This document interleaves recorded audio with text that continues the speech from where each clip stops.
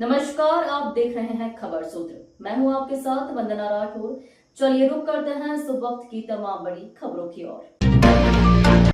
मुख्यमंत्री डॉक्टर मोहन यादव ने कहा कि सामूहिक विवाह कार्यक्रम हमारी सरकार की उस प्रतिबद्धता को दर्शाते हैं जिसमें हम प्रदेश की हर बेटी को सम्मान और गरिमा के साथ नए जीवन की शुरुआत करने में सहायता देते हैं।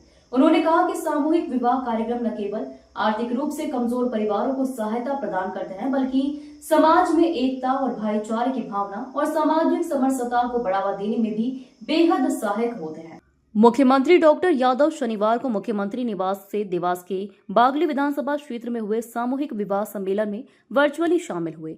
सामूहिक विवाह सम्मेलन में 230 बेटियों का कन्यादान और 15 बेटियों का निकाह कराकर उन्हें नए जीवन में प्रवेश कराया गया। मुख्यमंत्री डॉक्टर यादव ने कहा कि हमारी सरकार महिला सशक्तिकरण और सामाजिक न्याय के लिए निरंतर कार्यरत है। महिलाओं को आत्मनिर्भर बनाने की दिशा में हमारे प्रयास जारी हैं। प्रदेश की बहन बेटियों के कल्याण और विकास के लिए वर्ष 2025-26 के सालाना बजट में हमने 27,147 करोड़ रुपए का प्रावधान किया है। संतोष की बात है कि प्रदेश का जेंडर बजट पिछले 6 वर्षों में 2 गुना हो गया है। इस वर्ष के बजट में मुख्यमंत्री लाडली बहना के लिए 18,669 करोड़ रुपए और लाडली लक्ष्मी योजना के लिए 1,183 करोड़ रुपए का प्रावधान हमने किया है। सरकारी नौकरी में महिलाओं आगे बढ़ाने के लिए मध्य प्रदेश लोक सेवा में 35% तक आरक्षण दिया जा रहा है। स्थानीय निकाय के चुनाव में महिलाओं को 50% आरक्षण का ही परिणाम है कि राज्य के 50% स्थानीय निकायों की कमान महिलाओं के हाथों में है। महिलाओं के नाम पर जमीन की रजिस्ट्री कराने पर शासन की ओर से छूट भी दी जा रही है। इसका फायदा यह हुआ कि अब 45% संपत्तियां महिलाओं के नाम पर ही खरीदी जा रही है। मुख्यमंत्री डॉक्टर यादव ने कहा कि विभिन्न पेंशन योजनाओं के माध्यम से हम अपनी बहनों का जीवन आसान कर रहे हैं।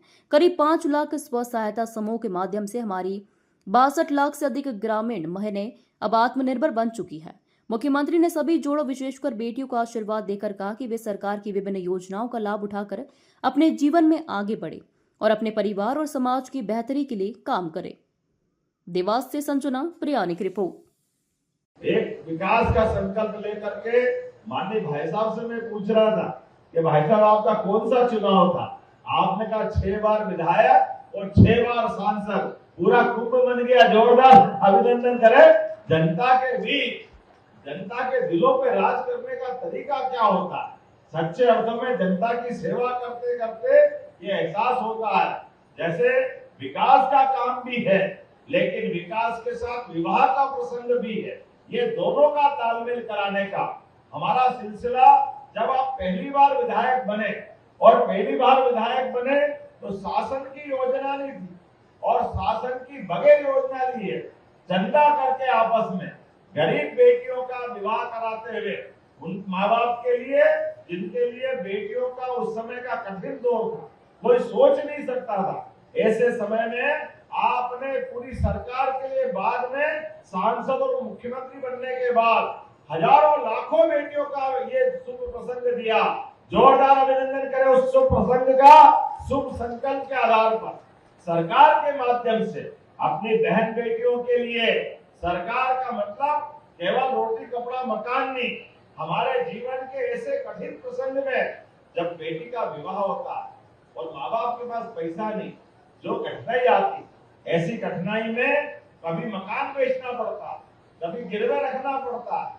बाद में विवाह तो हो गया लेकिन पूरा परिवार बर्बाद हो जाता।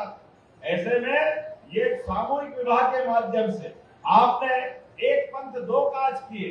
एक तरफ बेटियों के माँ बाप पे होने वाली आने वाली परेशानी को समाप्त किया, दूसरा सामूहिक विवाह करते हुए फालतू खर्चे क्यों करना, एक साथ सामूहिक विवाह करते हुए हमारे बीच ये सुरीति है, ये कुरीति को खत्म करने वाले।